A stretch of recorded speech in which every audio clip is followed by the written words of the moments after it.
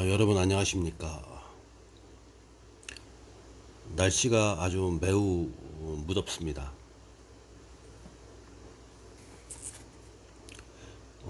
여러분들 사시는 지역은 날씨가 어떤가요? 대체적으로 다 전국적으로 더운 것 같습니다. 여기는 강원도 원주입니다. 원주도 치악산이 있고 백운산이라는 큰 산이 있어갖고 둘러싸여서 그 지형이 분지의 모양을 띠고 있어서 굉장히 무덥습니다. 공기가 안 통한다 그 얘기죠. 대표적인 것이 또 대구, 경상북도 대구도 분지입니다. 덥덕하죠. 어떻든 TV에 보게 되면 날씨 정보 이런 것을 보게 되면 온열 현상 이라고 연세 드신 분들이 밭에서 일을 하다가 사고가 나고 노약자들이 밖에서 활동을 하다가 더위에 사고가 나고 그런 일이 자주 발생한다고 TV를 보고 이제 알 수 있습니다. 우리 130일의 산림기술사 필기 시험을 앞둔 수험생 여러분들도 이제 얼마 남지 않았죠. 8월 26일 토요일입니다.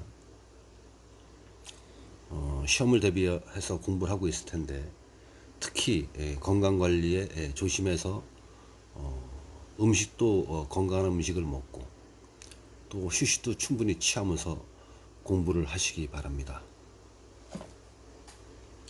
시험장에서의 컨디션이 몸의 상태 컨디션이 합격을 당락을 할 수 있다고도 얘기할 수 있습니다. 이제 시험 바로 전날 내일 어떤 것이 시험에 날까? 내일 어떻게 해서 수험장까지 가야지? 내일 점심을 뭐를 먹지? 내가 공부한 것이 많이 나올까? 요번에 떨어지면 11번째 떨어지는 건데 이런 고민하다 보면 새벽 2시 3시에 자고선 그 다음날 시험 보러 가게 되면 그 시험은 망치는 겁니다. 항상 시험이 바로 앞에 다가왔거나 코앞에 다가왔거나 아니면 한 달 남았거나 건강 컨디션 관리를 하면서 공부하는 것 그것이 상당히 수험생들은 중요합니다.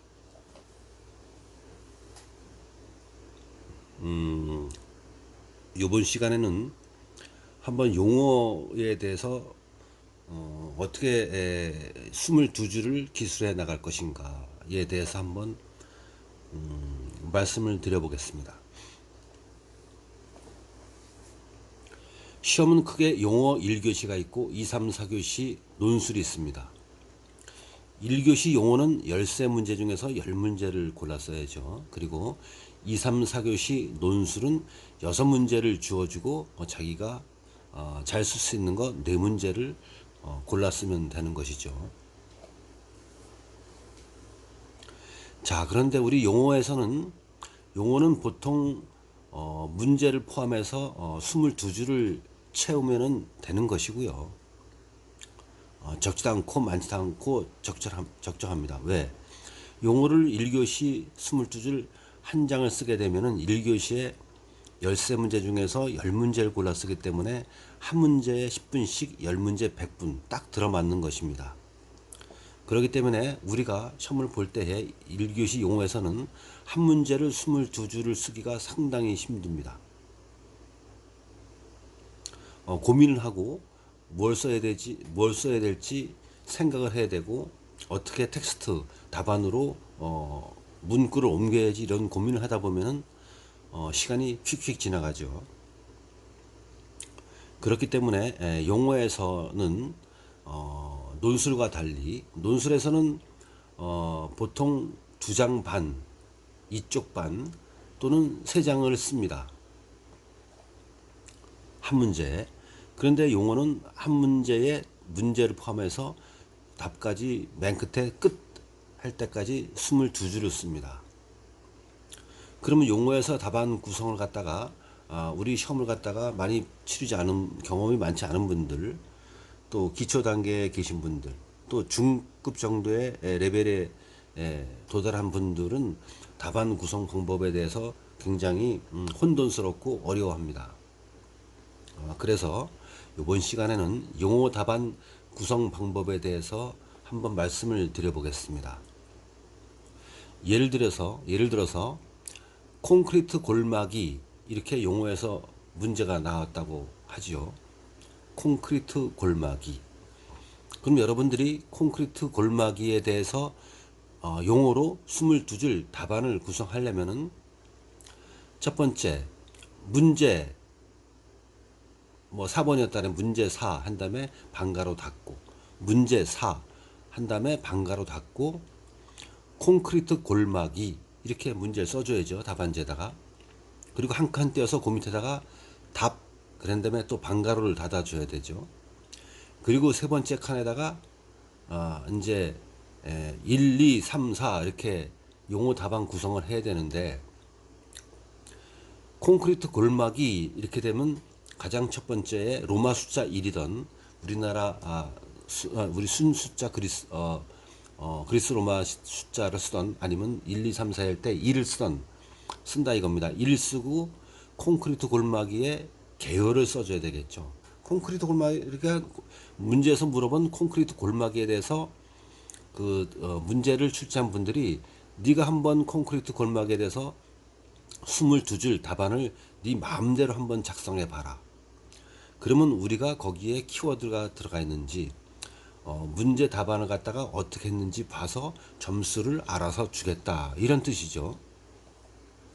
그렇다면 콘크리트 골막이 이렇게 문제가 나왔다면은 1. 개요를 써줘야 되겠죠. 개요 또는 사람마다 틀리죠. 수험생마다 정의 이렇게 쓰는 사람도 있고요, 뜻 이렇게 쓰는 사람도 있습니다. 어떤 사람은 콘크리트 골마기 다 써주면서 1. 콘크리트 골마기에 개요 이렇게 써주는 사람도 있고요. 어떤 사람은 1 한 다음에 콘크리트 골마기에 정의 이렇게 쓰는 사람도 있고요.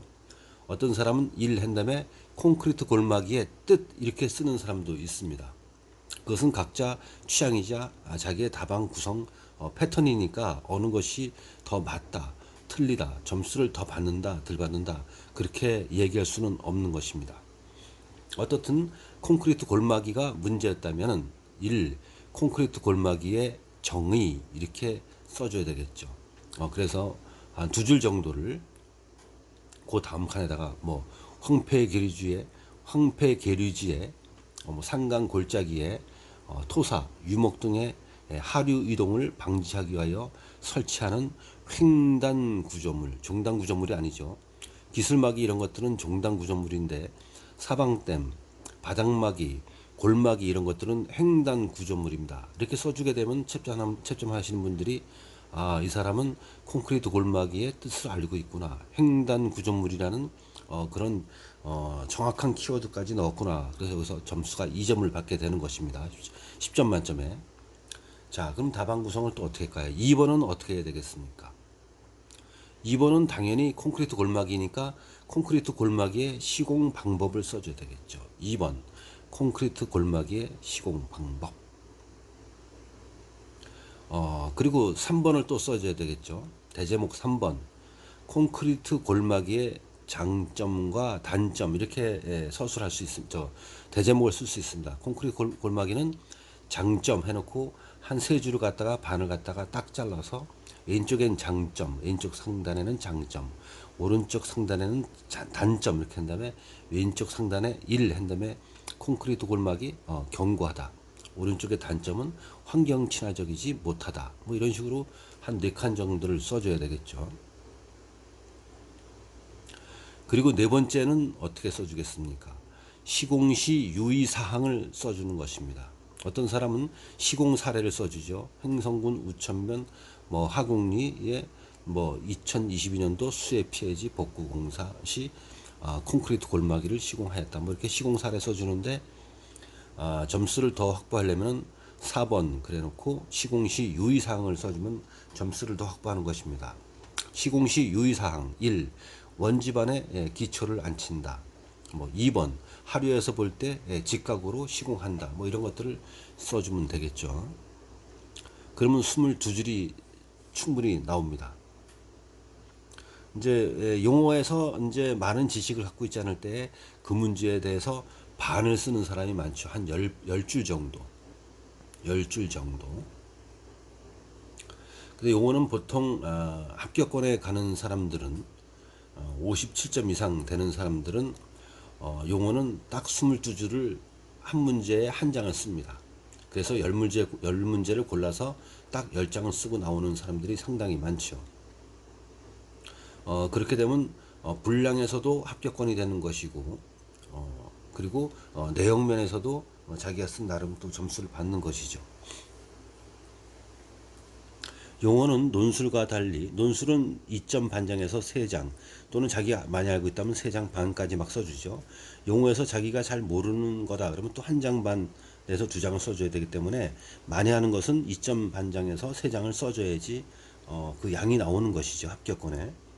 근데 용어 같은 것은 그저 22줄 문제를 포함해서 한 장을 쓰면 쓰기 바쁩니다. 왜냐하면 10개를 써야 되기 13문제 중에서 10문제를 골라 써야 되기 때문에 100분의 10문제를 쓰기 때문에 한 문제에 10분씩입니다. 상당히 10분에 22줄을 써보십시오. 상당히 힘든 일이죠. 고수들만이 그렇게 할 수 있습니다. 50점대 후반에 합격권에 가 있는 사람들은 보통 용어에서 한 문제에 22줄을 탁탁 채우고 1교시 끝나면 10장을 탁 써놓는 사람들이 많죠. 심지어는 11장, 12장 쓰는 사람도 있습니다.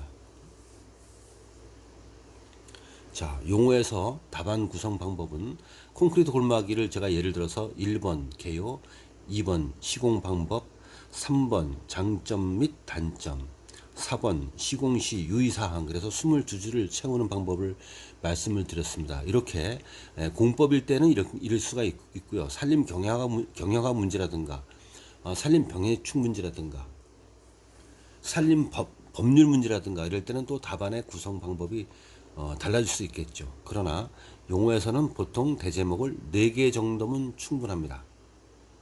3개는 조금 적은 것이고요. 5개는 많고요. 4개 정도가 딱 알맞습니다. 용어에서도 그림을 그려놓아도 상관은 없습니다. 채점자들이 채점을 하는 데 있어서 이 수험생은 이 문제에 대한 개념을 알고 있구나, 이런 그림을 한 3줄을 할애해서 그림을 그려도 관계는 없습니다. 그러나 용어에서 그림이라든가 그래프 이런 것들이 너무 많이 차지하게 되면 감점 요인에 해당한다고 제 경험으로는 그렇습니다. 확신할 수는 없죠. 자, 이번 시간에는 용어의 답안 구성 방법에 대해서 이제 시험이 한 달 채 남지 않았는데요. 한번 공부를 해보았습니다. 여러분들 제가 이번 시간에 말씀드린 용어 답안 구성 방법을 갖다가 잘 듣고 명심해 두셨다가 130일에 필기시험에서 용어를 답안을 구성할 때 도움이 되시기를 바라겠습니다. 무더위에 건강 유의해서 공부하십시오. 감사합니다.